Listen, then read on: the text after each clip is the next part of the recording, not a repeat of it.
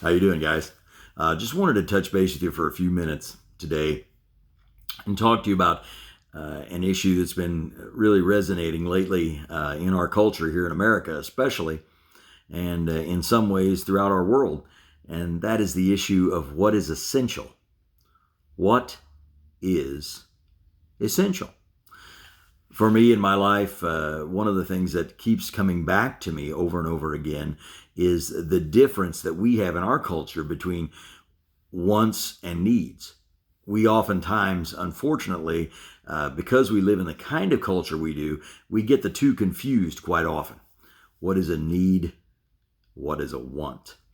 Oftentimes we really actually have gotten so used to getting our wants all the time that we forget about the difference between the two. And we kind of we get pretty preoccupied, pretty tied up, and pretty torn up over things that really aren't essential in our lives. Comfort is one thing that I find, unfortunately for us, we get very, very hung up in comforts.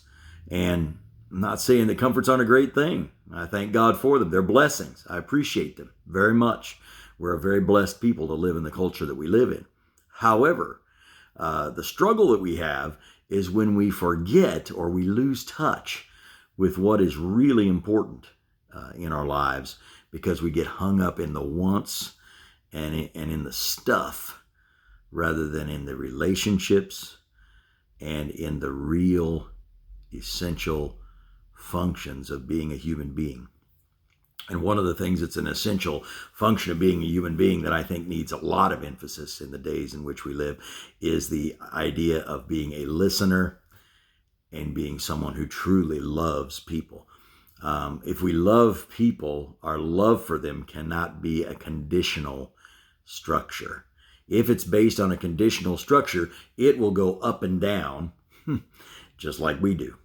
That's the one thing about God's love that's so awesome. God's love doesn't go up and down. God's love is not based on our performance. God's love is always going to be there. He is the same yesterday, today, and forever. He is a constant. And relationship with Him, again, in my opinion, these are always my opinions, is essential. And God's Word states that. What I base my life on states that. And what I believe as I've looked at this culture, and I've been exposed to a tremendous amount of human suffering, not necessarily all my own, by the way, that has shown me over and over again that what is essential is relationships. And lately, we've been pushed into positions in a lot of ways that have created friction and dissension and destruction of relationship. And we need to be a people, if we're truly going to be a people that are based on what brings us strength, which is love and connection, we need to understand the importance of those essentials and hold to them and not allow what's going on in our world around us to distance us from either God or one another. Now, when I'm talking about distancing us, please don't go there with it, which is the whole social distancing thing. I'm not talking about that. I'm not going to go that small with this.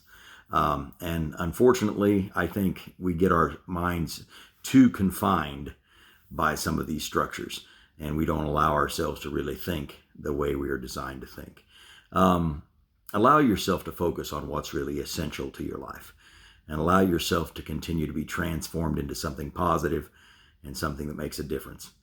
Don't be a person who falls into the traps that are so easy for us as human beings to fall into. Allow yourself to be transformative and allow yourself to be transformed.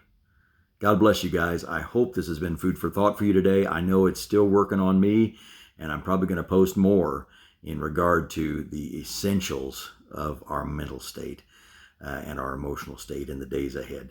God bless you guys, and stay in touch, stay in tune, and most of all, love those God's put in your life to love. God bless you.